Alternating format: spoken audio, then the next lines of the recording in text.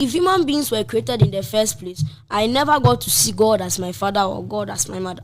The only person who cared for me is my mother. She buys my clothes, she buys my food, she pays my fees, she does everything. God doesn't do anything for me. I wanted us Christians to watch this video about this young boy that is basically renouncing Christianity and turning over to science and traditional worship.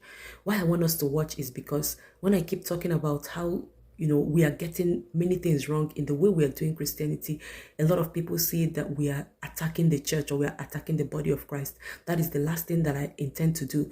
But it is time that we tell ourselves some home truths. To tell you the truth, the upcoming generation, they are not going to be laid back as our fathers have been, swallowing everything hook, line, and sinker. I've been saying over and again that God has called us to worship him on 4 levels, with all our heart, with all our soul, with all our strength, and with all our mind, which is our intellect. And if we keep making everything wishy-washy, spiritual, mystical, oh my God, and we keep waiting and chasing for miracles, this is how we're going to end up. In the next couple of decades, our children, many of the children of committed Christians are going to end up being the pioneers and spearheaders of atheism, Scientology, and all that. I don't believe that God is against science. I believe that we as Christians can actually study nature, observe nature, and use it to show the world how amazing our God is, how full of infinite wisdom he is, and how great he is, and he's at work in us and through us. Our brains are not for decoration, they're not for fancy.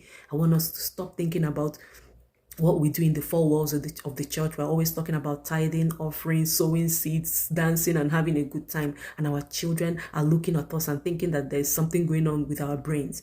It's time we sit up so that it's not too late. Who created you? My mother. She gave birth to me. No, Adupa, you didn't get my question very well. Who created you? I believe through science, human beings were born, not created. And if human beings were created in the first place, I never got to see God as my father or God as my mother. The only person who cared for me is my mother. She buys my clothes, she buys my food, she pays my fees, she does everything. God doesn't do anything for me.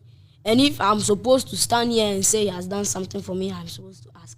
And I say he gave money to my mother. He never came and said my mother should collect the money that he's giving. So you don't want to be a Christian? No. What do you want to be? So where do you fall? Where do you belong? The traditional belongings. So do you pour libation? Yep, I do. At your age, you pour libation? Yes, I've done that before. To who? My ancestors.